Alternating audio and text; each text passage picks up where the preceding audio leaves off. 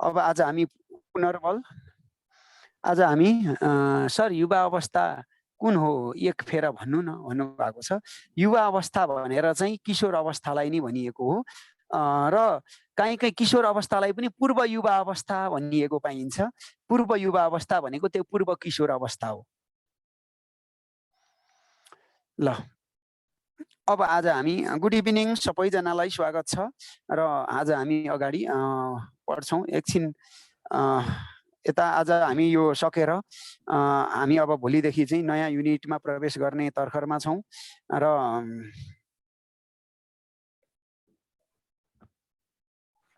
अलिकति पख्नुहोस् है, मलाई यहाँ अलिकति प्रब्लम भयो।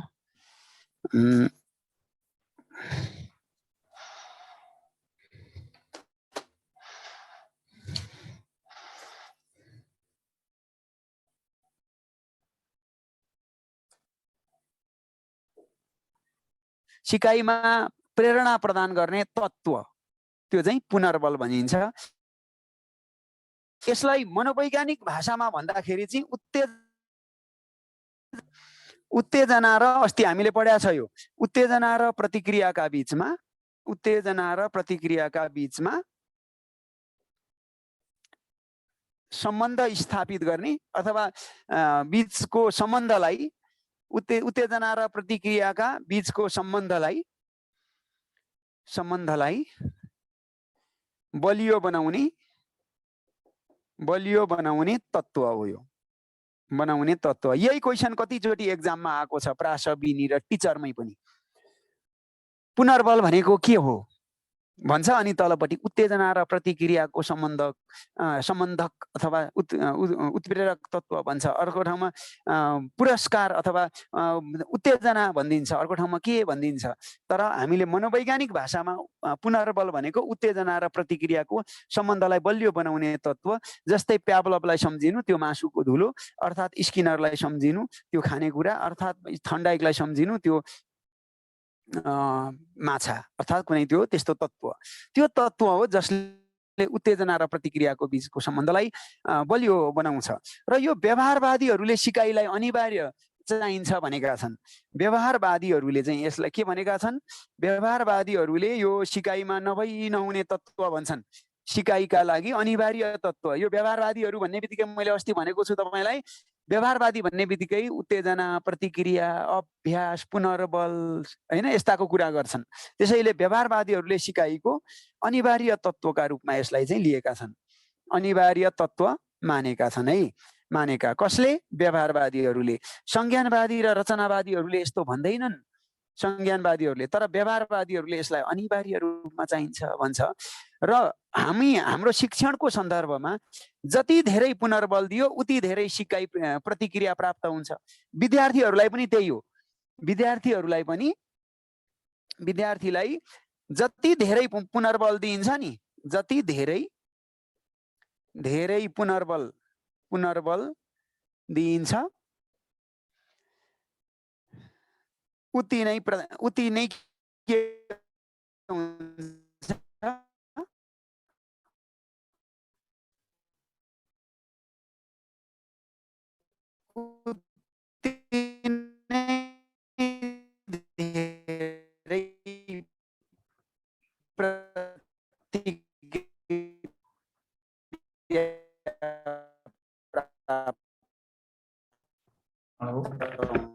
हुन्छ, धेरै प्रतिक्रिया प्राप्त हुन्छ। हेर्नुहोस्, बच्चालाई पुरस्कार मात्रै चाहिँ प्रबल होइन, स्याबास।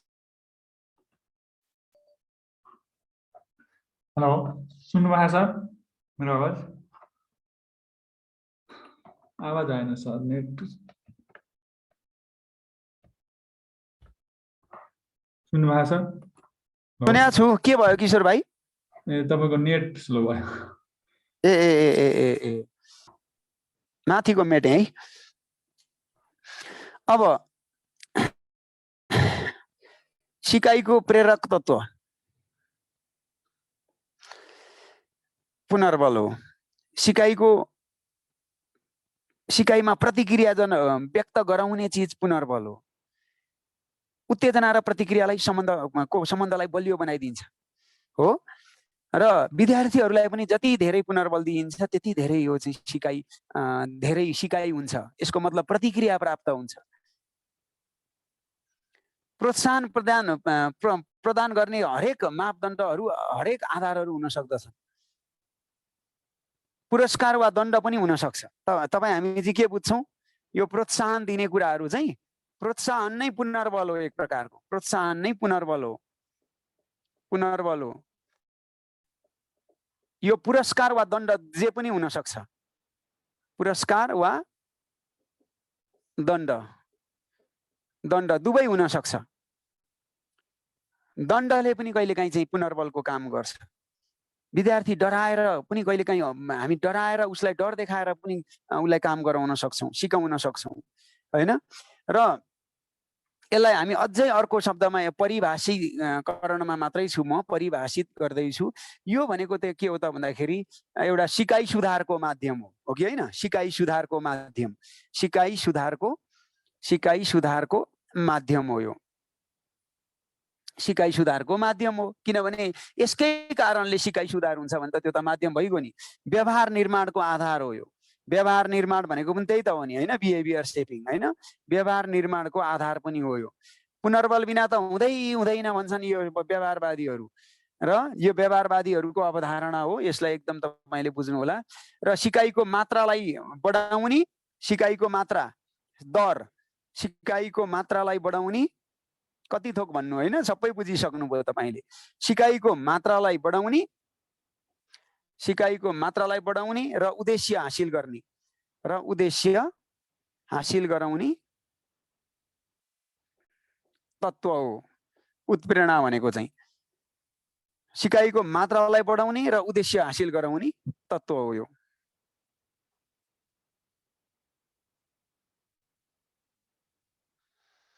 सिकाइको मात्रालाई बढाउँछ र उद्देश्य हासिल गराउने तत्त्व पनि हो यो। अब यसलाई विभिन्न वातावरणीय आधारमा, परिस्थितिका आधारमा मात्रा मिलाएर, होइन, निरन्तर रूपमा दिने अथवा निश्चित अन्तरालयुक्त अवस्थामा दिने, यस्तो विभिन्न पद्धति हुन्छ है। एकचोटि राम्रो प्रतिक्रिया दिने बित्तिकै पुनर्बल दिइहाल्ने, अथवा उसलाई पुनर्बल नदिइराख्ने र जब प्रतिक्रिया बिग्रिन थाल्छ तब दिने, यस्ता खालका चाहिँ अन्तरालयुक्त पुनर्बलहरू पनि दिइन्छ। र यो पृष्ठपोषणको रूपमा दिइने एउटा चाहिँ तत्त्व पनि हो पुनर्बल। पुनर्बल भनेको त अब तपाईँले बुझ्न बाँकी छैन होला पक्कै पनि। पुनर्बल भनेको सिकाइको रेटलाई, मात्रालाई वृद्धि गर्ने, सिकाइको दरलाई बढाउने, सिकाइलाई सुधार गर्ने, होइन, उत्तेजना र प्रतिक्रियाको सम्बन्धलाई बलियो बनाउने, व्यवहारवादीहरूले नहुने भनेको विद्यार्थीहरूलाई थप सिकाइ उपलब्धि हासिल गराउनका लागि चाहिँ दिइने एउटा चाहिँ पृष्ठपोषक तत्त्वलाई हामी पुनर्बल भन्ने गर्छौँ। अब पुनर्बलको आवश्यकता किन आवश्यक पर्छ त? यो आवश्यकता भोलि यही मुद्दालाई पोइन्टमा राखेर उसले क्वेसन सोधिराख्छ। म एउटा क्वेसन लेखेँ, पुनर्बलको आवश्यकता, पुनर्बल सिकाइमा, क्वेसन है, सिकाइमा पुनर्बलको आवश्यकता किन पर्छ? आवश्यकता किन पर्छ? यो एउटा क्वेसन राखेँ मैले, र यहाँनिर मैले अप्सन राख्दैछु तपाईँलाई। 4 वटा अप्सन राख्छु। कमा,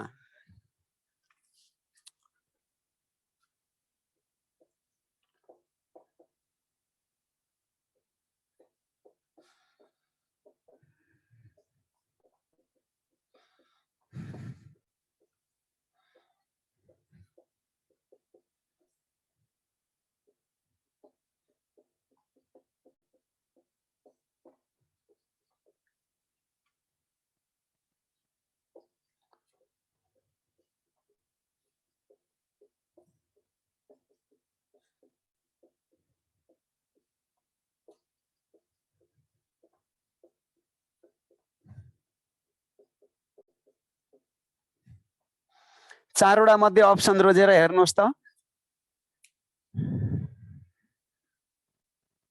किशोर भाइ एकचोटि खोलिदिनुहोस् त, एक मिनेटको लागि अनम्युट गरिदिनुहोस् त। उहाँले चाहिँ उ गर्नुहुन्छ, यसको एन्सर दिनुहुन्छ। ओके सर, खोलिसकेँ। गर्नुहोस्, टिक लगाउनुहोस् त। क भन्नुभयो उत्तेजना वृद्धि गर्न। क भन्नुभयो सीता अधिकारीले। क।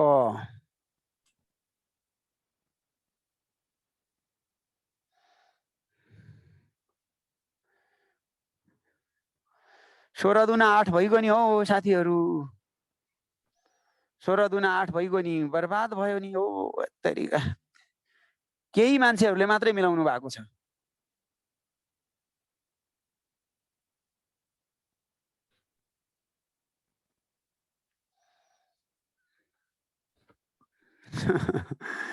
बसन्ती ख भन्नुभएको छ।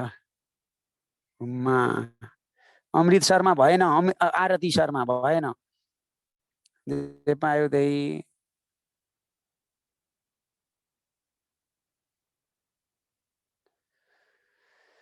यो कोर्स यो युनिट सक्नुपर्ने भएको कारणले मैले तपाईहरुलाई प्रशस्त क्वेशन एन्सरहरू गराउन सकिरहेको छैन।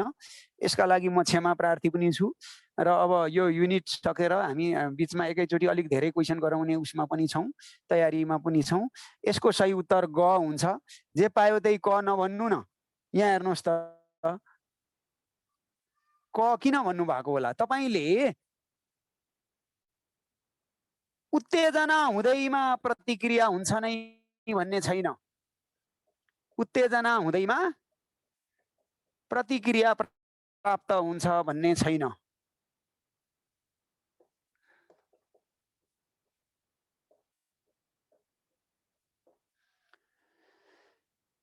मलाई त ग नै भनेको हो सर भन्नुभयो सिर्जनाले चाहिँ। कति जनाले क भन्नुभयो? ल भन्नुस् त। तपाईलाई म सोध्दै छु, उत्तेजना मेन हो कि प्रतिक्रिया हो त व्यवहारवादीहरुका लागि? ल भन्नुस् त। ए बाबा रे हो। सिकाइ भनेको उत्तेजना हो कि प्रतिक्रिया हो? लु मलाई भनिदिनु सिधै एन्सर। सिकाइ भनेको के? उत्तेजना या प्रतिक्रिया? बताइदिनुस् मलाई। मैले नि ग भनेको भन्नुहुन्छ। अनि अघि एन्सर क किन भन्नुभयो? अघि एन्सर किन क भन्नुभयो? हो, सिकाइ भनेको त प्रतिक्रिया हो नि। अनि उत्तेजना हुँदैमा प्रतिक्रिया हुन्छ भन्ने छैन कहिलेकाहीँ। प्रतिक्रिया हो नि साथीहरू। व्यवहारवादीहरूले सिकाइ भनेको प्रतिक्रिया हो। अनि किन उत्तेजनामा टिक लगाउनुहुन्छ तपाई?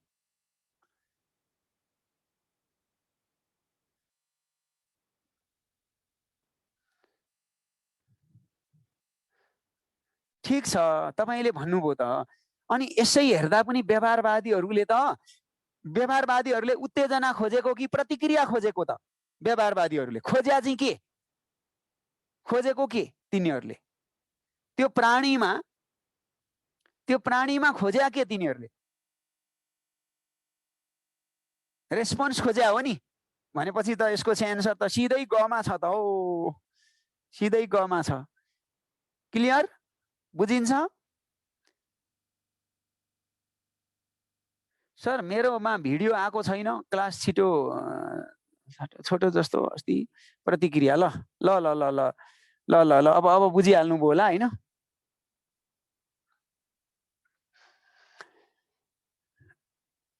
अब हामी आवश्यकता, अब यस्तै खालका बुदाहरू राखेर तपाईलाई चाहिँ यो पुनर्बलको मोटिभेसन मिन्स टु एक्टिभ हो। अब हेर्नुस् है, अब आवश्यकता किन पर्छ त? अब यो बुदाहरू 2-4 वटा पढ्नुस् अनि थाहा हुन्छ ए किन पर्दो रहेछ भनेर। एउटा चाहिँ सिकारुलाई क्रियाशील बनाउन,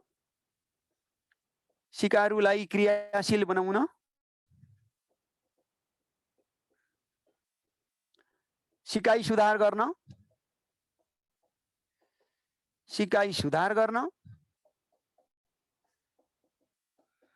बानी निर्माण गर्न।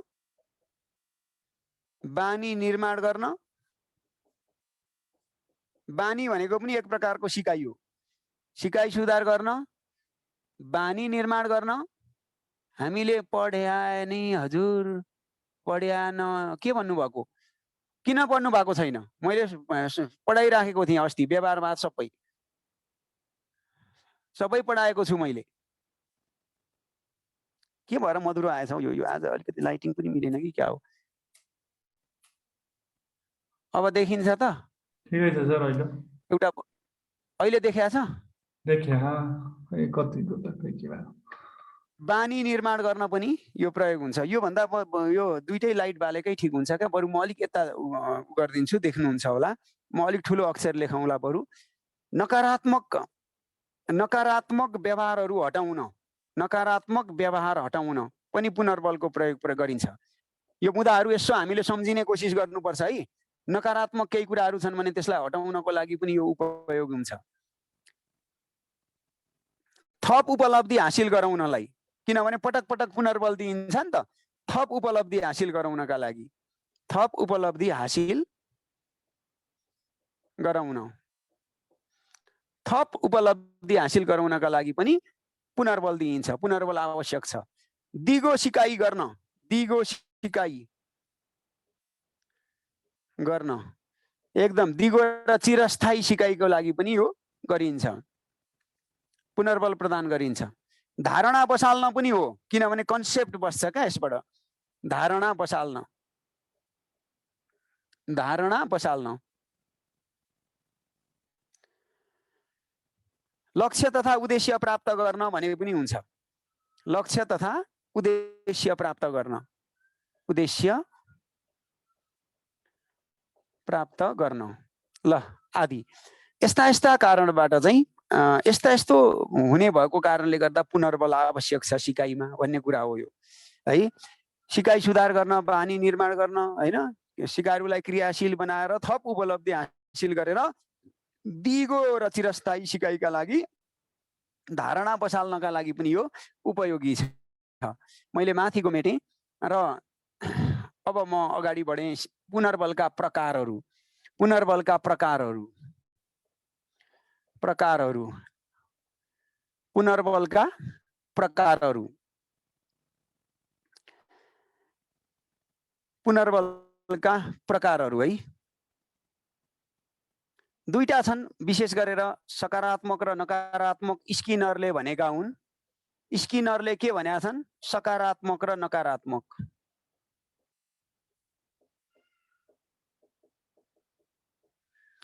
यही कुरालाई हलले चाहिँ प्राथमिक र सहायक भनेका छन्। प्राथमिक र सहायक, प्राथमिक र सहायक। यही कुरालाई डिसिको र क्रोफर्डले चाहिँ, डिसिको र क्रोफर्ड, डिसिको र क्रोफर्ड है, क्रोफर्ड। यही कुरालाई यिनीले चाहिँ के भनेका छन् त? अनुकरणीय र पारिस्थितिक भनेका छन्। यी आफ्ना आफ्ना मान्यता हुन्। अनुकरणीय र पारिस्थितिक, सिचुएसनल भनेको है साथीहरू, यो झुकिनु पर्दैन। अनुकरणीय र पारिस्थितिक। म पढेर पनि देखाउँदैछु। अनुकरणीय र पारिस्थितिक।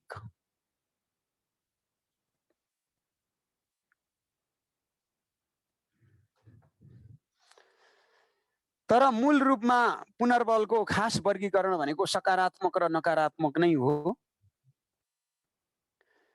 सकारात्मक र नकारात्मक पुनर्बल प्रदान गरिन्छ सिकाइमा। अब तपाईलाई थाहा छ सकारात्मक के हो, नकारात्मक के हो? नकारात्मक के हो?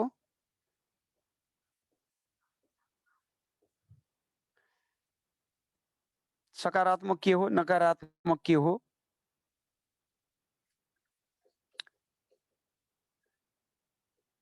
सिकाइमा उत्साह थप्ने, उत्साह थप्ने,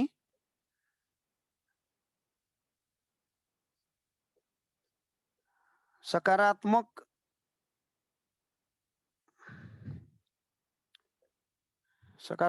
पक्षबाट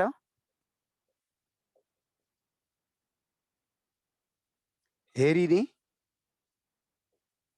जस्तै के हो भन्नुस् त? जस्तै पुरस्कार, पुरस्कार, स्याबासी, स्याबासी, प्रशंसा आदि। यसलाई हामी सकारात्मक पुनर्बल भन्छौं। सिकाइमा उत्साह थप्ने, सकारात्मक पक्षबाट हेरिने। तर नकारात्मक पुनर्बलबाट पनि सकारात्मक कुराको अपेक्षा चाहिँ गरिन्छ। फेरि हेर्नुस्, दण्ड दिएर पनि सुधार्न खोजिन्छ। अब यहाँनेरि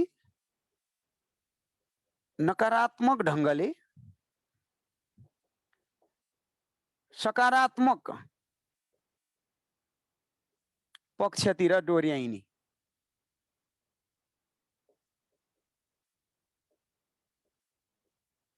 नकारात्मक ढङ्गले सकारात्मक पक्षतिर डोर्याउने हो यो। फेरि पुरा नेगेटिभ बनाउने मान्छेलाई भने होइन। कहिलेकाहीँ गाली गर्दा दण्ड दिँदा पनि ऊ सुध्रिन सक्छ के। नराम्रोसँग गाली गरेपछि सुध्रिन सक्छ, उसको व्यवहारमा परिवर्तन आउन सक्छ। जस्तै दण्ड पुरस्कार मात्रै होइन, निन्दा आलोचना, डर त्रास देखाउने आदि। यस्तोले पनि कहिलेकाहीँ हामी बच्चालाई कहिलेकाहीँ पिटेर पनि काम गराउँछौँ भने जस्तै हो यो, होइन? तर सिकाइमा यो आवश्यक छ भन्छन् थर्नडाइक। यो बिना त सिकाइ नै हुँदैन भन्छन् थर्नडाइक। पुनर्बल के अरे स्किनरले भर्छ, स्किनर र प्याभलोभले, तर थर्नडाइकले त्यसो भन्दैनन्, दण्ड पनि दिनुपर्छ। अब सकारात्मक र नकारात्मक भनेको त तपाईले थाहा पाइहाल्नुभयो। सकारात्मक र नकारात्मक दण्ड, के अरे नकारात्मक पुनर्बल। निन्दा गरेर आलोचना गरेर पनि कहिलेकाहीँ उसलाई सुधार गर्न सकिन्छ। ठिक्क खत्तम भइस् तैँले त, केही गर्न सकिनस्, यस्तो पनि हुन्छ भनेर गाली गरेपछि उसलाई अलिकति मनमा प्रेसर परेर उसले चाहिँ अर्कोचोटिदेखि राम्रो गर्न सक्छ।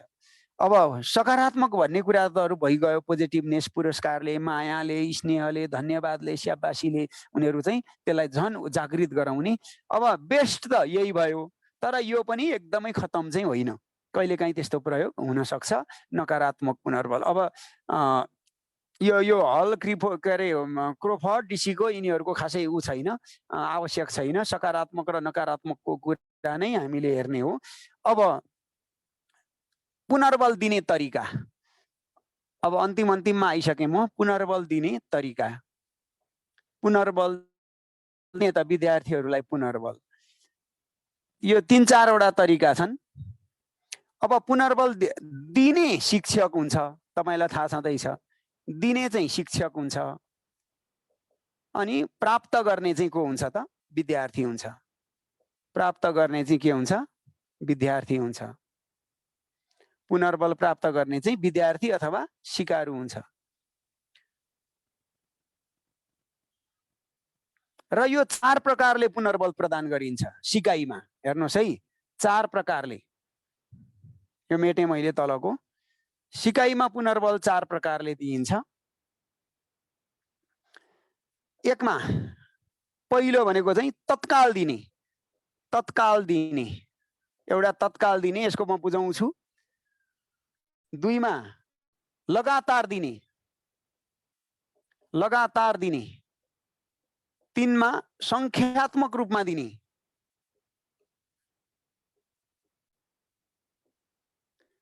संख्यात्मक रूपमा दिने। र 4मा चाहिँ मात्रात्मक रूपमा दिने, मात्रात्मक रूपमा। सिकाइमा यो 4 तरिकाले तपाईले पुनर्बल दिन सक्नुहुन्छ। अब त्यो स्किनरले भनेका चाहिँ त्यो यो निश्चित अन्तराल युक्त लगातार भनेका छन् नि, यो यसै भित्र पर्छ। अन्तराल युक्त पनि यसैमा पर्छ। तत्काल दिने के भनेको? तत्काल दिने बुझ्न सजिलो छ। जब पोजिटिभ, जब राम्रो प्रतिक्रिया, उपयुक्त प्रतिक्रिया देखायो दिइहाल्ने, फेरि देखायो दिइहाल्ने, तत्काल। सिकाइ उपलब्धि हुना साथ दिइहाल्ने, प्रतिक्रिया प्राप्त हुना साथ दिइहाल्ने। सही प्रतिक्रियाका लागि दिने, फेरि गलत प्रतिक्रियाका लागि नदिने। विद्यार्थीहरूको सन्दर्भमा गलत प्रतिक्रिया गर्दाखेरि पनि पुनर्बल दियो भने त बर्बाद भइगयो नि। ती स्किनरहरूले पनि गलतका लागि दिएकै छैनन् नि, सहीका लागि दिने हो। कुनै एउटा म्याथमेटिक्स बिगार्यो भने पनि तपाईले पुरस्कार दिनुहुन्छ त? तर अहिले युरोपतिर यस्तो पद्धति आएको छ रे, गलत प्रतिक्रियाका लागि पनि पुनर्बल दिने। किन थाहा छ? गलत प्रतिक्रियाका लागि किन पुनर्बल दिएको होला? खासमा दिनु हुँदैन भन्छ सिद्धान्तले, तर त्यो चाहिँ नकारात्मक पुनर्बल हुन्छ। कसरी थाहा छ? व्यङ्ग्यात्मक हो त्यो। म आफू टिचर हुँदा मैले पनि एक दुई फेर यस्तो गरेका थिएँ, कस्तो हुँदो रहेछ भनेर। कक्षामा मैले आफैले गरेको क्या, 6 कक्षामा पढाउँदाखेरि सबभन्दा नराम्रो गर्ने विद्यार्थीलाई मैले चकलेट पुरस्कार दिएँ एक दुई पटक, सबभन्दा फेल हुने कमजोरलाई। अनि क्लासमा के भने भन्दाखेरि उसले अहिले राम्रो गर्न सकेन, तर अर्को पल्ट राम्रो गर्छ होला भनेर मैले यो चकलेट दिएको भने मैले क्लासमा। भनिन्छ, तपाईँ हामी पनि भन्छौँ, तर हाम्रो धारणा के छ? फर्स्ट हुनेलाई पुरस्कार दिने, सेकेन्ड थर्ड हुनेलाई दिने, अनि त्यहाँदेखि फोर्थ फिफ्थलाई नदिने। यो त गलत हो। यस्तो कहाँ हुन्छ? जहिले पनि त्यस्तो हुन्छ र? कहिलेकाहीँ त कमजोरलाई पनि दिँदा ठिकै हुन्छ। तर खासमा चाहिँ सिद्धान्तले चाहिँ के भन्छ भने हरेक सही प्रतिक्रियाका लागि तत्काल पुनर्बल दिनुहोस् भन्छ। लगातार दिने, देखो त्यही गर्ने। हरेक सही प्रतिक्रियाको लागि एकचोटि एउटा उपलब्धि प्राप्त गरो, दिइहाल्ने, फेरि अर्को उपलब्धि प्राप्त गरो, दिइहाल्ने, देखो त्यही गर्ने। कुनै बेला पनि कुनै पनि उसमा चाहिँ विश्राम नलिने। अब यो कतिको सम्भावना हुन्छ? केही नभए पनि धन्यवाद स्याबासी पनि त पुनर्बल हो नि। त्यो दिए भइहाल्यो नि। चकलेटै दिन सकिन्छ, किताबै पुरस्कार, कपी दिन सकिन्छ, हरेकचोटि पेन्सिल दिन सकिन्छ भन्ने त हुँदैन। स्याबासी दिए पनि त हुन्छ नि। एकचोटि धाप मारिदिएर ठिक छ बाबु राम्रो गर्यो भन्यो भने त उसलाई पुनर्बल भइहाल्छ नि। सङ्ख्यात्मक रूपमा दिने। सङ्ख्यात्मक भनेको गनेर दिने। अब यो सजिलो छ। पहिलोचोटि एउटा चकलेट दिने, दोस्रोचोटि 2टा दिने, तेस्रोचोटि 3टा दिने, बढाउँदै लाने, पुनर्बल वृद्धि गर्ने। मात्रात्मक रूपमा भनेको चाहिँ क्वान्टिटी बेसमा दिने, थोरै दिने, धेरै, अलिक धेरै दिने, अलिक धेरै दिने, अझै दिँदै जाने। यो पनि बढाउने नै हो, यो पनि बढाउने नै हो। सङ्ख्यात्मक वा मात्रात्मक रूप, क्वान्टिटी बेस अथवा नम्बरिङ बेस जस्तो पनि हुन सक्छ। यसरी यो 4 प्रकारले सिकाइमा चाहिँ पुनर्बलहरू प्रदान गरिन्छ। ल, अब मैले पुनर्बलको बारेमा भन्ने यति नै हो। र यो एउटा सिकाइमा प्रभाव पार्ने, यत्रो धेरै प्रभाव पार्दो रहेछ, अनि सिकाइमा प्रभाव पार्ने तत्त्व नै हो पुनर्बल भनेको। अब म गएँ अभ्यासमा गएँ है। अभ्यास पनि व्यवहारवादीहरूले नभई हुँदैन भन्छन्। अभ्यास अनुभव र अभ्यासबाट आउने परिवर्तन हो नि त सिकाइ भनेको त। अब अभ्यासमा पुगेँ म। अभ्यास के हो? प्र्याक्टिस। प्र्याक्टिस के हो? अभ्यास। अहिले त मेरो नेट काटिएको छैन नि, अलिअलि ऊ भए जस्तो लाग्छ मलाई, हलचल भए जस्तो। तर बिचबिचमा नेट अलिअलि गइदिन्छ क्या झ्याउ चाहिँ। तर अब भर्सक गएको छैन अहिले चाहिँ। अघि एकचोटि फुत्त भागे जस्तो भएको थियो। अभ्यास भनेको अब तपाईँलाई एकदमै थाहा छ, बुझेको छ यो शब्द। यो पनि व्यवहारवादीहरूको अवधारणाले हो। यो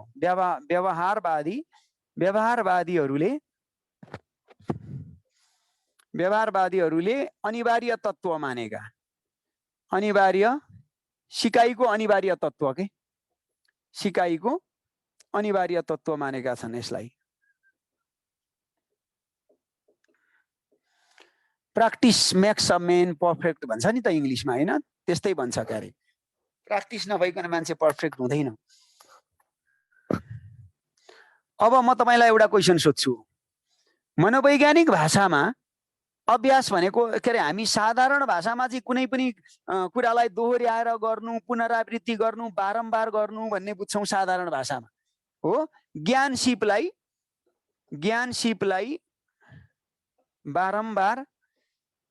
बारम्बार प्रयोग गर्नु, दोहोर्याउनु अभ्यास हो। यो साधारण शब्दमा हो। तर व्यवहारवादीहरूले यसो भन्दैनन्। व्यवहारवादीहरूले के भन्छन् त भन्दा, उत्तेजनालाई दोहोर्याउने कि प्रतिक्रियालाई दोहोर्याउने मलाई भनिदिनुहोस्। तर अहिले तपाईँको च्याट अफ छ, तपाईँलाई थाहा भइसकेको छ, प्रतिक्रियालाई दोहोर्याउने, उत्तेजनालाई होइन। के को उत्तेजनालाई त्यो उ गर्ने? कहिलेकाहीँ उत्तेजित नभई पनि प्रतिक्रिया हुन सक्छ, मैले अघि भनिसकेँ। प्रतिक्रियालाई दोहोर्याइन्छ, बुझ्नुभयो नि? तर उत्तेजनाको उपस्थिति चाहिँ हुनुपर्छ भन्छ क्या। भन्न चाहिँ फेरि प्रतिक्रियालाई दोहोर्याउने, दोहोर्याउने प्रक्रिया हो यो। उत्तेजना उपस्थित भयो भने बेस्ट हुन्छ, तर कहिलेकाहीँ उत्तेजना नहुँदा पनि प्रतिक्रिया व्यक्त हुन सक्छ र त्यस कारणले गर्दा प्रतिक्रियालाई दोहोर्याउने क्रियालाई हामी अभ्यास भनिन्छ। अभ्यास भनेको प्रतिक्रियालाई दोहोर्याउने रहेछ, उत्तेजनालाई दोहोर्याउने होइन। अभ्यासले सिकाइलाई के गर्छ? अभ्यासले मुख्य रूपमा भनेकै धारणा बसाल्ने र सिकाइलाई दिगो बनाउने, पुनर्बलले पनि बढ्छ। अब यो त सबै सजिलो त छ नि। दिगो बनाउने, प्र्याक्टिस मेक्स अ म्यान भनेको त्यही त हो नि, पर्फेक्ट होइन? दिगो बनाउने, मजबुत बनाउने, दरिलो बनाउने। अभ्यासले सधैँ व्यक्तिलाई चाहिँ के हुन्छ? सिपालु बनाउने, हरेक ज्ञान पनि सिप पनि। तर मान्छेहरूले धेरै मान्छेहरूले चाहिँ के बुझ्छन् भने अभ्यास भनेको सिपमूलक हुन्छ भन्छन्, तर बढी चाहिँ सिपमूलक हुन्छ, तर ज्ञानमूलक पनि हुन्छ। अभ्यास बढी सिपमूलक हुन्छ, सिपमूलक र ज्ञानात्मक कम हुन्छ। ज्ञानात्मक पनि हुन्छ भनौँ न, पनि हुन्छ। जस्तै म्याथको बारम्बार प्र्याक्टिस गर्नु, एउटा हिसाब गर्यो अनि फेरि अर्को गर्यो अनि अर्को पनि गर्यो, त्यो ज्ञान। अब फुटबल खेल्न सिक्ने, गीत गाउन सिक्ने, कुनै अरू खेलहरू खेल्न सिक्ने, कुनै प्राविधिक काम गर्न सिक्ने, यस्तो कुराहरू चाहिँ बढी सिपमूलक हुन्छ, ठिक छ। र ज्ञानात्मक पनि हुन्छ, ज्ञानको वृद्धि गर्नलाई पनि अभ्यास गरिन्छ।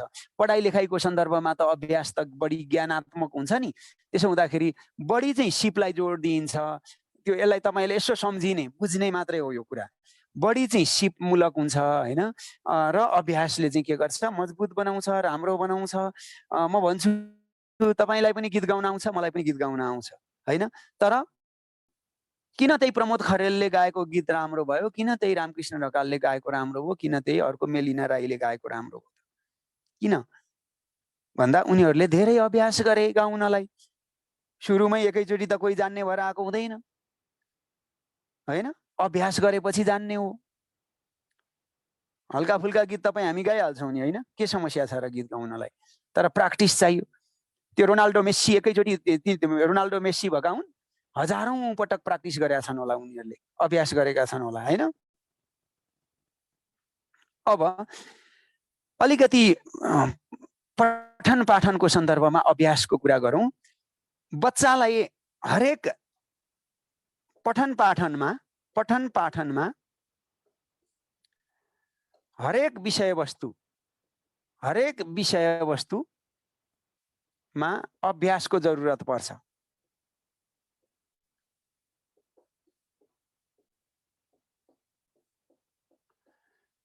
बच्चाले एकैचोटि 1 2 3 4 लेख्न सक्दैन, 100 बार लेखेपछि बल्ल सक्ने हो। तपाईका बच्चाहरू होला नि यहाँ कतिजनाको होइन, कोही त आमा बनिसकेको पनि हुनुहुन्छ होला, मैले सरी है कोही हुनुहुन्न भने फेरि प्राय यहाँ टिचरमा चाहिँ त्यस्तो पनि हुनुहुन्थ्यो होइन। बच्चाहरूको थाहा छ हामीलाई। जस्तै उसले स्कुलमा पठाइदिनुहोस्, उसले के गराउँछन् स्कुलमा, होमवर्क के दिएर पठाउँछन् थाहा छ?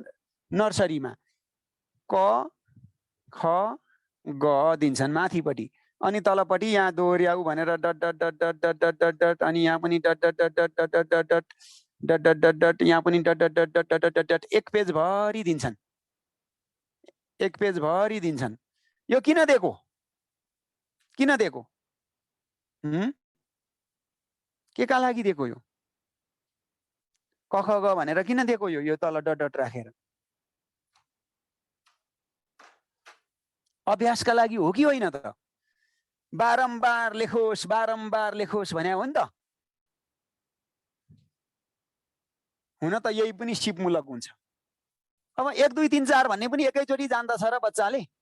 कतिचोटि प्र्याक्टिस गर्नुपर्छ होला 1 2 3 4 लेख्नलाई? कतिचोटि अभ्यास गर्नुपर्छ होला? सुरुमै त जान्दैन। अभ्यास भनेको दोहोर्याउने क्रिया रहेछ भन्ने कुरा त तपाईले यहाँबाट पनि साबित हुन्छ। यहाँबाट पनि बुझिन्छ। अब यो अभ्यासको बारेमा मैले के भन्नु र, सिकाइलाई स्थायित्व बनाउँछ, सिकाइलाई धारणा बसाल्छ, सिकाइलाई दिगो बनाउँछ, सिकाइलाई चिरस्थायी बनाउँछ, सिकाइमा एउटा चाहिँ जागरुकता पैदा गर्छ, अनि सिकाइलाई अभ्यस्त बनाउँछ र एउटा उद्देश्य हासिल गर्नमा यसले चाहिँ मद्दत पुर्याउँछ। अब योभन्दा बढी केही भन्नुपर्छ र अभ्यास भनेको के हो भनेर पर्दैन नि। अब जानेकै कुराहरू यो त साना बच्चालाई पनि भन्यो भने बुझिहालिन्छ क्या। यो अभ्यास त्यस्तो जटिल अवधारणा पनि होइन, बरु तपाईँहरू अलिअलि पुनर्बलहरू, यस्तो उत्तेजनाहरू, यस्तो चाहिँ अलिक तपाईँले बुझ्नुहुन्न, यो त बुझिहाल्नुहुन्छ नि। अब सिकाइका प्रकारहरू, सिकाइ होइन है, अभ्यासका पो त, अभ्यासका प्रकारहरू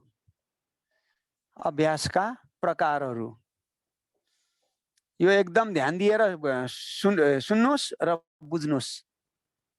अभ्यासका प्रकारहरू,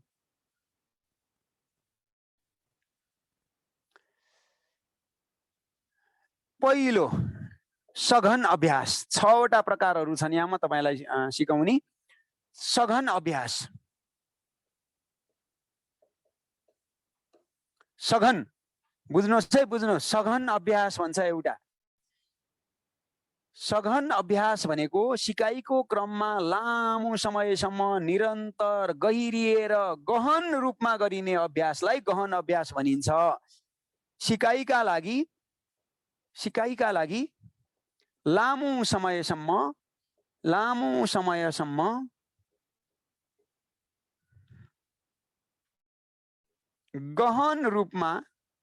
गहन रूपमा विषयवस्तुको अन्तरकुन्तरमा पुगेर, विषयवस्तुको गहिराईमा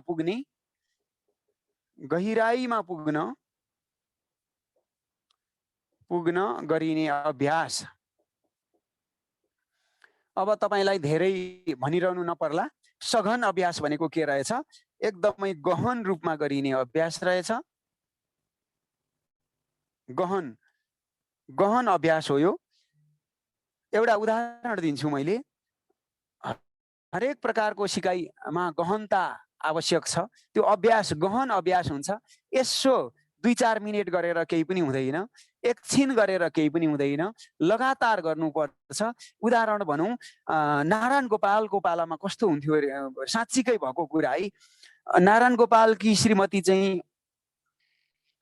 रमोला देवी गुरुबाचार्य हो उनको नाम। उनी सरकारी जागिरे थिइन्, रमोला देवी गुरुबाचार्य। नारायण गोपाल जागिरे थिएनन्, उनी सङ्गीतका साधक थिए। र बिहान उठेर 6 बजेदेखि नै नारायण गोपाल हातमुख धोएर हार्मोनियम समातेर अभ्यास गर्न थाल्थे अरे।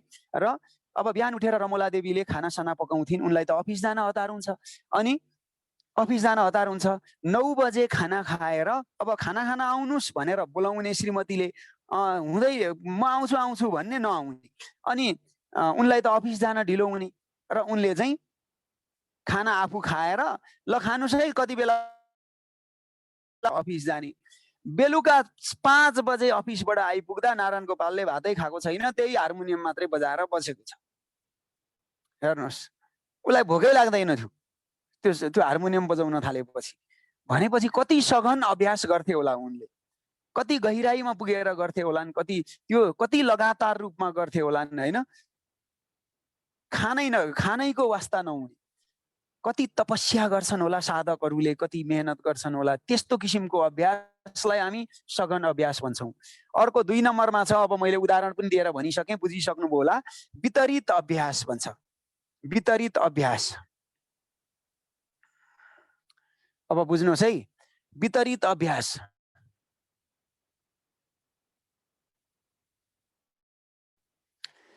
यो चाहिँ अभ्यास गर्दा बीच-बीचमा आराम लिँदै, बीच-बीचमा रोकिएर धारणा बसाउँदै पुनः अभ्यास गर्ने।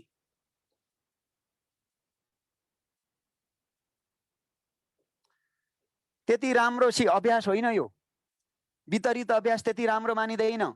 सघन अभ्यास सबभन्दा राम्रो मानिन्छ, तर सक्नु पर्यो नि गर्न, हैन। नारायण गोपालको जस्तो तपस्या भएन, साधना भएन आजकलका गायकमा भन्छन्। हो पनि नि त। 1 घण्टा हार्मोनियम बजाउने मान्छेको चाहिँ धैर्यता हुँदैन। सबै मान्छे त्यही भएर त नारायण गोपालका अहिले पनि त्यतिकै राम्रा छन् गीत। अबको 100 वर्ष पछाडि पनि नारायण गोपालको गीत चलिरहन्छ। अहिले आउने गीत अबको 2 महिना पछाडि हराउँछ। मतलब त्यही हो। त्यसमा साधना थियो, त्यो तपस्या थियो, त्यो चाहिँ राम्रो थियो। अभ्यासले एकदम पर्फेक्ट बनाएको थियो। अब अभ्यास गर्दा बीचबीचमा रोकिएर धारणा बसाउँदै पुनः अभ्यास गर्ने, वितरित क्या। अलिकति गर्ने अनि के रहेछ भनेर त्यसलाई बुझ्दै जाने, अनि फेरि अलिकति गर्ने, अनि एकछिन रोकिने, यस्तो खालकोलाई भन्छ वितरित अभ्यास। बुझ्दै हुनुहुन्छ होला नि। अब 3 नम्बरमा पुगे म सजिलै भाषामा भन्दैछु, बुझेकै हुनुपर्ने हो। अब 3 नम्बरमा पुगे म अंश अभ्यास। आंशिक अभ्यास पनि भन्छ यसलाई। अंश अभ्यास, आंशिक पनि नभनौँ। आंशिक भनेको त फेरि थोरै भन्ने हुन्छ। अंश अभ्यास, अंश अभ्यास। कुनै विषयलाई टुक्र्याएर, कुनै विषयलाई टुक्र्याएर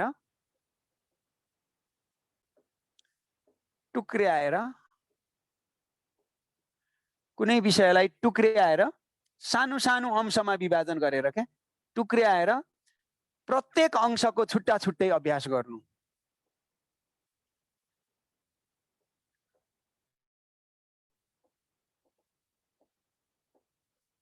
छुट्टा छुट्टै अभ्यास गर्नु। प्रत्येक अंशकोलाई छुट्याएर छुट्टा छुट्टै अभ्यास गर्नु।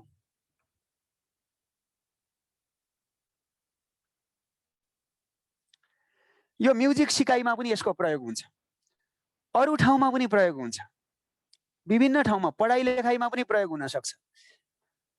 जस्तै गिटार बजाउन सिकाउने मान्छेलाई गिटार बजाउनमा पहिला गिटार समाउन जान्नु पर्यो। पहिला समाउन प्र्याक्टिस नगरिकन एकैचोटि बजाउन खोज्छ क्या मान्छेले, त्यो त हुँदैन नि। समाउनै राम्रोसँग सक्दैन, जान्दैन भने समाउने तरिका हुन्छ। अब समाउने कुरा भयो। दोस्रो कुरा तपाईको, अब दोस्रो कुरा औँलाको फिङ्गरिङ प्र्याक्टिस चाहिन्छ। दोस्रो कुरा त्यत्तिकै बजाउँछु भनेर हुँदैन, फिङ्गरिङ प्र्याक्टिस। दोस्रो अंशमा गइरहेछ कि। तेस्रो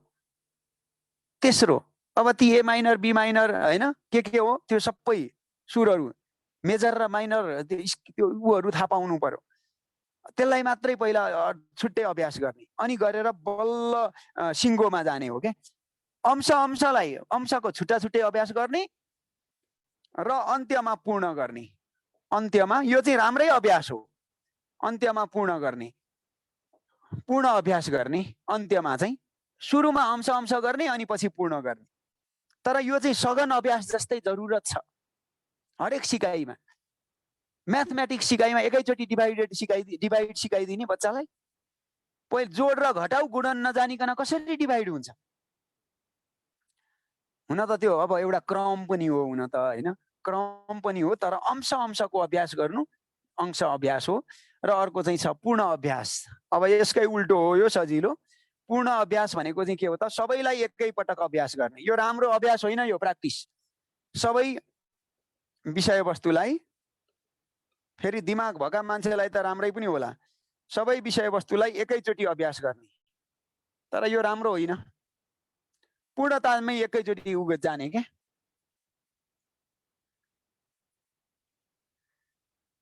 पूर्ण अभ्यास भनेको एकै पटक अभ्यास गर्ने कार्य हो, एकैचोटि अभ्यास गर्ने। यो फितलो हो, यो साह्रै फितलो हुन्छ यो अभ्यास। एकैचोटि खान्छु सबै भनेर हुन्छ र? एकैचोटि सबै? कोही मान्छे चाहिँ फेरि तगडा हुन्छन् क्या, एकचोटि हेर्दा जान्ने हुन्छन् कोही मान्छे। अब यो त व्यक्तिमा पनि भर पर्छ, रुचि चाहनाहरूमा पनि भर पर्छ होला।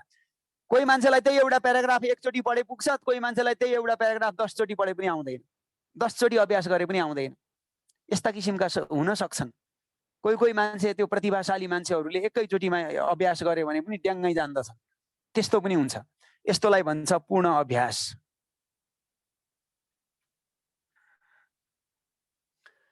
दुईटा अभ्यास बाँकी छ। अर्को अन्ध अभ्यास, 5 नम्बरमा। अन्ध अभ्यास, अन्ध अभ्यास। अब यो तपाईले बुझिहाल्नुभयो, जे पायो त्यही प्र्याक्टिस के, जे पायो त्यही अन्ध अभ्यास, आँखा चिम्लेर जथाभावी अभ्यास गर्ने खालको, बुझ्नुभयो नि। ठिक बेठिक के हो भन्ने कुरा थाहै नपाई अन्धाधुन्ध अभ्यास गर्ने, ठिक बेठिक थाहै नपाइकन, थाहै नपाई गरिने अन्धाधुन्ध, अन्धाधुन्ध अन्धाधुन्ध भन्ने शब्द त सुन्नु भएको होला नि, अभ्यास। जस्तै घोक्नु, जस्तै नजानेर घोक्नु के, बुझेकै छैन कण्ठ पार्न थाल्छ, अन्धाधुन्ध रूपमा चाहिँ जे पायो त्यही खालको अभ्यास हो, मन लागि अभ्यास, कामै छैन यस्तो अभ्यास। यस्तो अभ्यासमा तपाईँ पनि कहिल्यै नलाग्नु होला। कहिलेकाहीँ अलिअलि काम लाग्न सक्छ, तर यो चाहिँ त्यस्तो काम लाग्ने खालको अभ्यासै होइन। 6औं नम्बर सबलीकृत अभ्यास भन्छ। यो सबभन्दा राम्रो, यो पनि एकदमै सघन अभ्यास जस्तै हो यो, सबलीकृत अभ्यास। अन्तिम सबलीकृत अभ्यास, सबलीकरण गरिएको।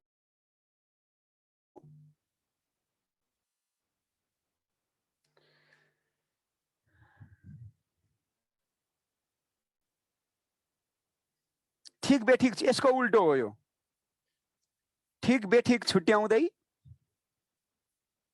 ठिक बेठिक छुट्याउँदै पहिचान गर्दै,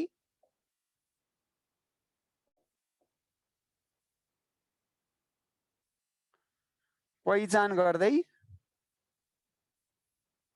गरिने अभ्यास हो यो।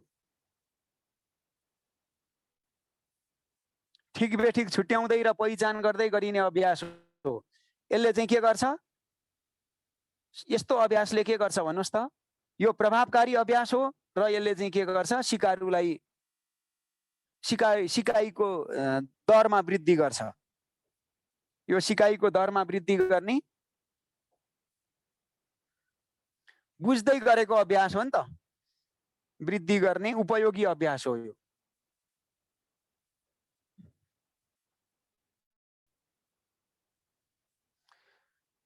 मलाई बेला बेलामा अचम्म लाग्छ हैन, यो अन्तर्राष्ट्रिय फुटबल गेमहरू हेर्छु मैले पनि हैन। अब फुटबल गेमहरू हेर्दाखेरि छ नि, कहिलेकाहीँ त ती फुटबल खेलाडीहरूले के गरेको देख्छु भने मैले, उसले त्यो पोस्टमा प्रहार गर्न सक्ने स्थिति हुन्छ तर हान्दैन, जानी जानी हान्दैन। हेर्नुहोस्, फुटबल खेल्दा कोही अन्धाधुन्ध बल हान्नेहरू हुन्छ। अब ती खेलाडीहरूले के गर्छन् तपाईलाई थाहा छ, ती खेलाडीहरूले उपयुक्त अवस्था नभएसम्म बल त्यहाँ पोस्टमा हान्दैनन्।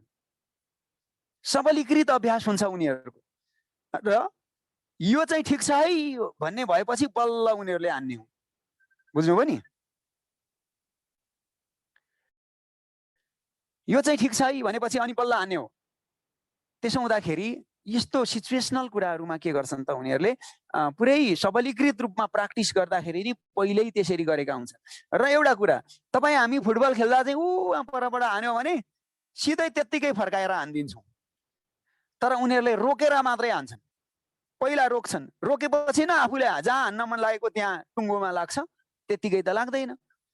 हेर्नुहोस् न, यिनीहरूले यस्तो गर्छन् कि प्रत्येक कुरालाई ठिक बेठिक छुट्याउँदै पहिचान गर्दै गर्ने अभ्यास हो। अब यो फुटबलको उदाहरण दिएँ मैले, पढाइमा पनि यस्तै हुन्छ भन्ने बुझ्नुहोस्, हुन्छ पढाइमा पनि यस्तै हुन्छ। यो हो अभ्यास साथीहरू। अब यसको आवश्यकता किन पर्छ भनेर तपाईलाई लेखाइराख्नु पर्दैन, किनभने सिकाइलाई बलियो बनाउन, मजबुत बनाउन, धारणा बसाल्न हैन, सिकाइलाई निरन्तरता दिन, एउटा उद्देश्य हासिल गर्न सबै हुन्छ, सकिहालिन्छ नि त्यो। यसो अलिअलि किताबमा हेर्नु होला तपाईले, कि सकिँदैन भन्नुहोस् त।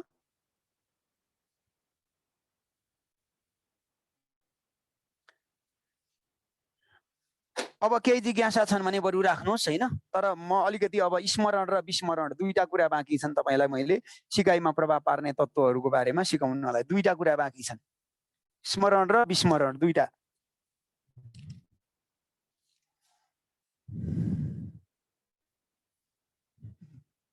स्मरण र विस्मरण, स्मृति पनि भन्छ यसलाई, स्मृति,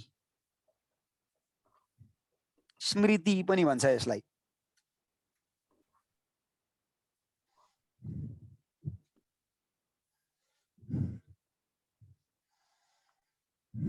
हात त उठाइराख्नु भएको छ।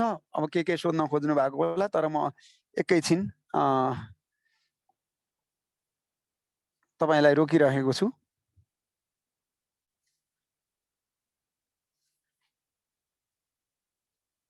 स्मरण भनेको के हो?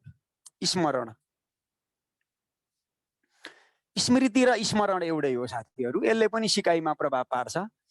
स्मरण, तपाईले पढेको कुरा सम्झिनु भएन भने कामै दिँदैन क्या। फेरि प्रयोगमा ल्याउन सक्नु भएन भने कामै दिँदैन। पहिला त जानेको थियो, अहिले बिर्सिए भन्छौँ हामी। तर स्मरण गर्न त सक्नु पर्यो नि। अहिले जति पढे पनि जाँचमा स्मरण गर्न सक्नु भएन भने कामै भएन। कुनै पनि चिज वा वस्तुलाई सम्झनु, सम्झनामा ल्याउनु, ल कुनै पनि ज्ञान सिप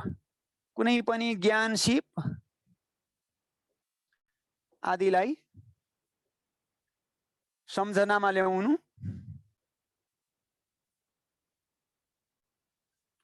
प्रत्यावहन गर्नु पनि भन्छ यसलाई। प्रत्यावहन गर्नु, सम्झनामा ल्याउनु, प्रत्यावहन गर्नु, याद गर्नु। के शब्द भन्ने अब यसलाई? याद गर्नु, स्मरण गर्नु। स्मरण पनि भनौँ न ल। अब स्मरण गर्नु चाहिँ स्मृति हो। अब यसमा केही नबुझ्ने कुरा छ र? कति सजिलो छ यो। नबुझ्नु पर्ने कुरै केही छैन के। स्मरण भनेको के हो? याद गर्नु, सम्झिनु, कुनै पनि विषयवस्तु, ज्ञान आदिलाई चाहिँ प्रयोगमा, पुनः प्रयोगमा ल्याउनका लागि एउटा हृदयमा, मस्तिष्कले चाहिँ के गर्ने त? बोध गर्ने कुरा हो यो। के छ नबुझ्ने ल भन्नुहोस् त? अब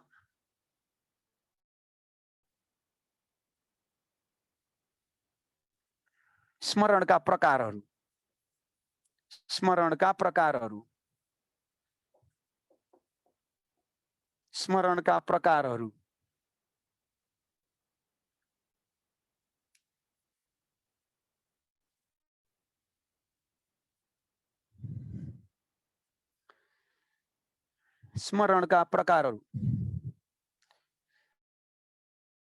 अब स्मरणलाई विभिन्न मनोवैज्ञानिकहरूले विभिन्न आधारमा विभाजन गरेका छन्। धेरैले धेरै प्रकारमा गरेका छन्। अब त्यो सबैको चाहिँ हामीले पढिराख्ने पनि होइन। तर सामान्यतया स्मरणका प्रमुख केही प्रकारहरू छन्। अब म त्यो तपाईलाई बताउँछु। स्मरण भनेको त नबुझ्नु पर्ने केही कारणै छैन त। यो जसले पनि बुझ्छ।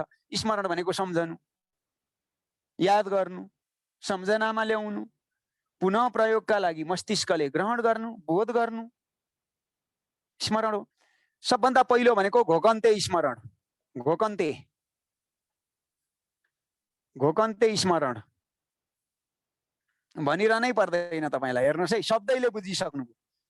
घोकेर याद गर्ने। घोकेर तपाईले भन्नुभयो भने तर यो काम लाग्ने खालको स्मरण होइन।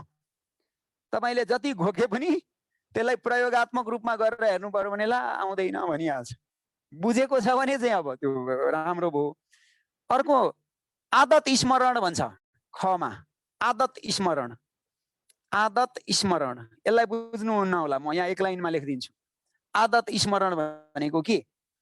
कुनै पनि काम गर्दा गर्दै बानीका रूपमा विकसित हुन्छ भने त्यसलाई आदत स्मरण भनिन्छ। जस्तै देब्रे हातले लेख्नु,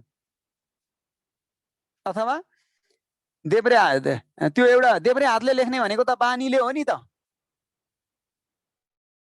कि भगवानले दिएर पठाएको तिमीले चाहिँ देब्रेले लेख्नु, तिमीले चाहिँ दाहिनेले लेख्नु भनेर? लु भन्नुहोस् है। होइन, भगवानले दिएको होइन, बानी लगाएको आदत अभ्यास हो। आदत स्मरण हो त्यो। कुनै काम गर्दा गर्दै, कुनै पनि कामहरू गर्दा गर्दै, सिक्दा सिक्दै, कुनै काम गर्दा गर्दै बानीका रूपमा विकास हुने, बानीका रूपमा विकास भई हुने स्मरण हो यो।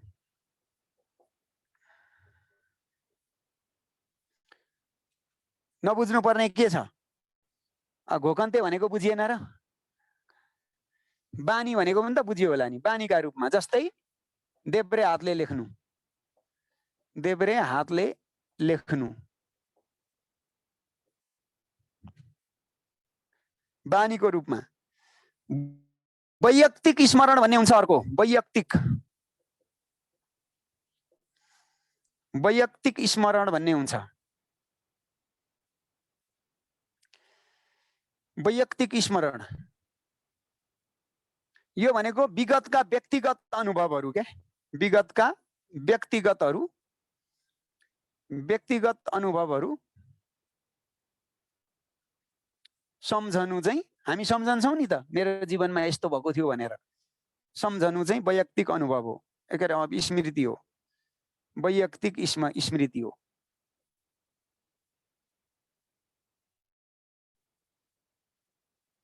र अन्तिम एउटा छ सक्रिय स्मरण। सक्रिय स्मरण यसका अरू पक्षहरू छन्, मैले त्यो सिकाउन बाँकी छ।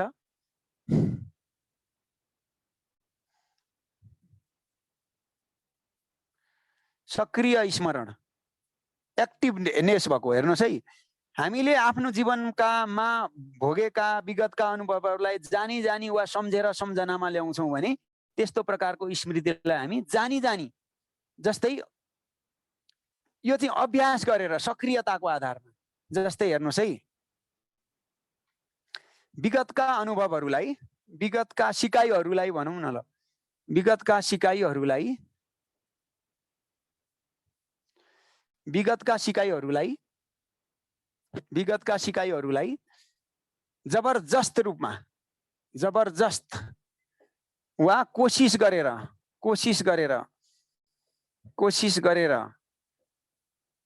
जानी जानी भनेको बल गरेर क्या, सक्रिय रूपमा हुने स्मरण, सक्रिय रूपमा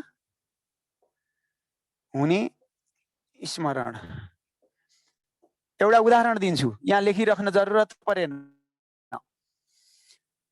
तपाईलाई कुनै एउटा यन्त्र बिग्रियो, कुनै सामान बिग्रियो, बनाउनुहुन्छ, यता कोसिस गर्नुहुन्छ भएन, उता कोसिस गर्नुहुन्छ हुँदैन, लास्टमा एउटा केही दिमागले हिट गर्छ, ओहो यसको त यस्तो पो हो त, ओहो हेत्तेरीका अघि नै कोसिस त गरिरहेको थियो, सक्रियताका आधारमा स्मरण गर्न खोजिरहेको थियो, उसलाई थाहा हुन्छ त्यो कुरा, उसलाई थाहा हुन्छ त्यो कुरा, तर कहिलेकाहीँ त्यो चाहिँ गर्दा गर्दै एक्टिभनेस हुँदा हुँदै कोसिस गरेर सम्झिने के, कहिलेकाहीँ हामी के पो थियो आयो भन्छौँ, त्यस्तो खालको स्मरण हो यो चाहिँ। झट्ट आउने पनि होइन क्या, कोसिस गरेर आएको हो त्यो, त्यो झट्ट कहाँ आउँछ, सम्झिन खोज्छ, अनि त्यहाँबाट यस्तो थियो, अनि त्यसपछि यस्तो भएको थियो, ए हो भन्छ, अनि स्मरण, सक्रिय स्मरण भन्छ यस्तोलाई, सक्रिय।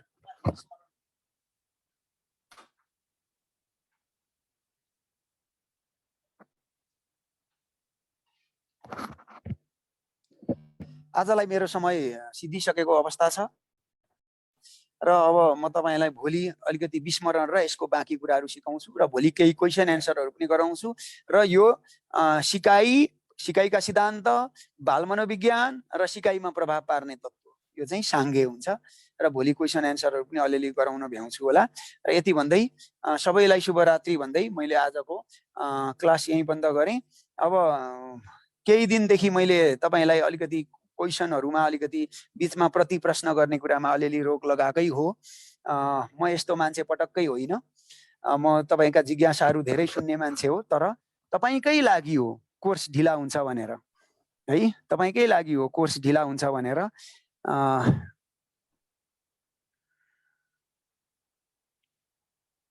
अब नोट दिने बेला हुँदैछ, अब युनिट सकिँदैछ। गुड नाइट सबैजनालाई। गुड नाइट सर, भिडियो भन्नुमा बोर्ड। गुड नाइट है सबैजना।